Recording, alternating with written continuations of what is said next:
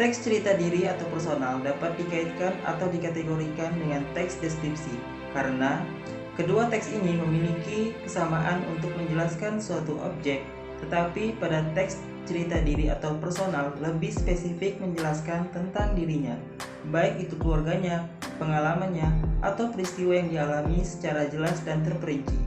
Sehingga dapat dikatakan bahwa teks cerita diri atau personal adalah teks yang menggambarkan dan menjelaskan hal-hal yang berkaitan dengan dirinya seperti keluarga, pengalaman, atau peristiwa yang dialami secara jelas atau terperinci, sehingga pembaca dapat mengidentifikasi objek yang dibahas dan seolah-olah dapat merasakan secara langsung hal-hal yang dibahas. Secara hakikat, teks cerita diri atau personal juga memiliki kesamaan dengan teks deskripsi dari segi fungsi, yaitu penggambaran atau penjelasan yang lebih mengarah pada objek seperti orang, binatang, tempat atau benda tertentu yang seolah-olah pendengar atau pembaca dapat merasakan serta menyaksikan secara langsung kejadian dalam teks yang disajikan. Dengan kata lain, fungsi teks cerita diri atau personal lebih mengarah pada keadaan sosial seseorang sehingga penjelasan dan penggambaran dalam teks benar-benar tersampaikan dan dapat dirasakan oleh pembaca dan pendengar. Juga memiliki kesamaan dengan teks deskripsi sebab memiliki wujud kesamaan yang signifikan berisi tentang uraian objek seperti orang, fauna, tempat, ataupun barang secara khusus. Ada pula karakteristiknya antara lain, yang pertama, menjabarkan ataupun menggambarkan dengan maksud menjabarkan dan menggambarkan suatu objek semacam barang, tempat, ataupun atmosfer tertentu. Yang kedua, mengaitkan panca indera dengan maksud dalam pembuatan teks harus mengaitkan panca indera seperti penglihatan, perasaan, penciuman, peraba, serta pengecapan, agar cerita benar-benar tersampaikan dan dapat dirasakan oleh pendengar dan pembaca. Terdiri atas identifikasi dan deskripsi. Di dalam identifikasi ini berisi tentang pernyataan, penjelasan, dan gambaran umum menurut penulis mengenai objek yang diceritakan. Sedangkan deskripsi di dalamnya berisi tentang gambaran dari hasil tanggapan, pemikiran, pengalaman, serta sudut pandang dari seorang penulis yang dituangkan ke dalam teks secara jelas, detail, dan terperinci terhadap objek yang dijelaskan. Yang pertama yaitu menentukan tema atau topik yang tepat yang nantinya akan menjadi dasar dalam pengembangan dan penyampaian informasi terkait dengan objek yang akan dibahas dalam teks cerita diri. Yang kedua yaitu mengidentifikasi terkait objek yang akan dibahas dalam teks.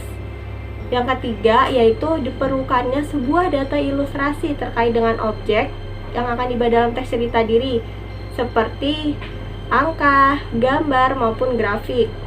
Yang keempat yaitu menentukan pola yang tepat untuk kesesuaian dan keterkaitan antara gagasan yang satu dengan gagasan yang lainnya yang akan dibahas dalam teks cerita diri. Yang kelima yaitu kerangka paragraf yang akan disusun terdiri dari inti pembahasan, kemudian diikuti dengan penjelasan-penjelasan dari inti pembahasan tersebut.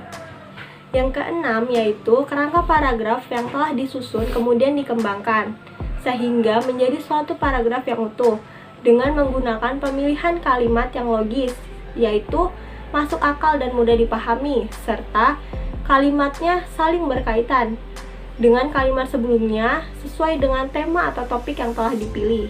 Yang terakhir yaitu memeriksa kembali teks cerita diri yang telah dibuat, dilihat dari segi penggunaan tata bahasanya dan kesesuaian isinya dengan topik atau tema yang dipilih.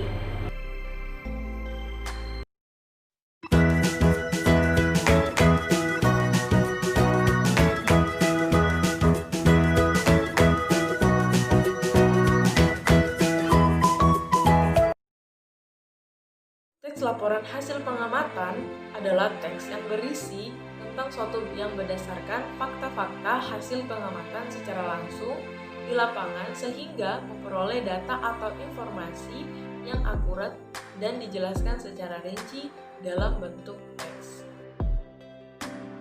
Memiliki tanggung jawab dalam menyampaikan informasi secara akurat dan terpercaya saat melakukan observasi kegiatan yang dilaksanakan dengan tujuan memberikan hasil pengamatan kepada pihak yang berwenang atau pihak yang sangat membutuhkan informasi tersebut sehingga dapat diproses dalam mengambil kebijakan baik untuk saat ini ataupun masa depan.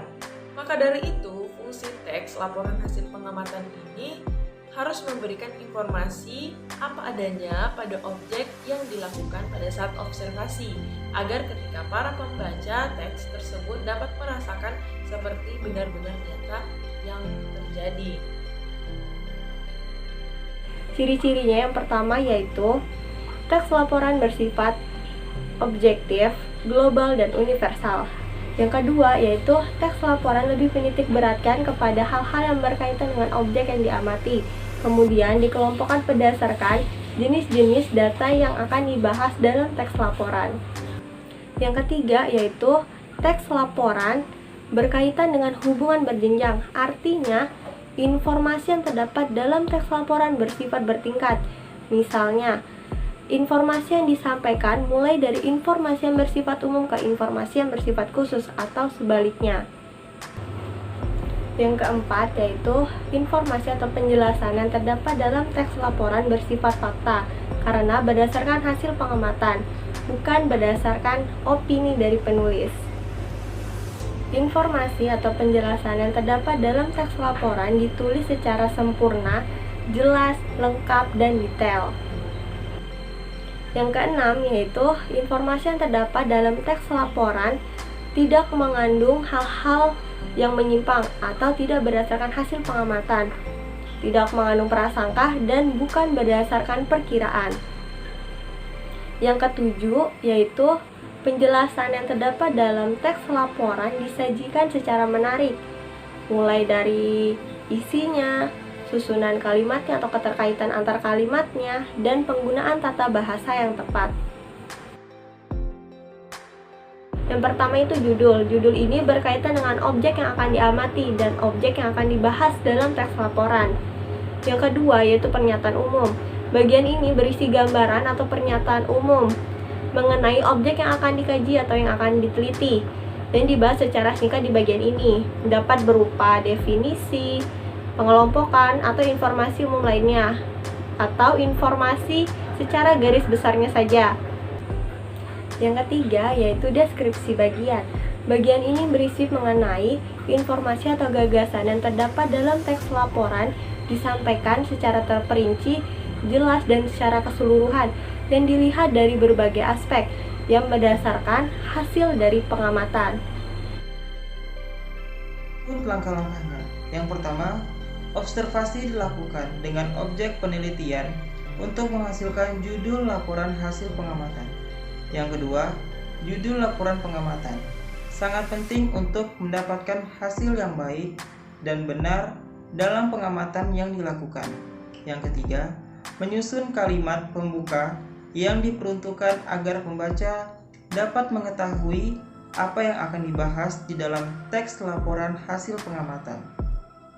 Yang keempat, di dalam isi laporan hasil pengamatan harus memberikan masukan dari ide gagasan dari pokok permasalahan serta dibutuhkan saran dan juga pembahasan alasan dalam laporan hasil pengamatan. Yang terakhir, menulis kalimat penutup sebagai akhir dari teks laporan hasil pengamatan.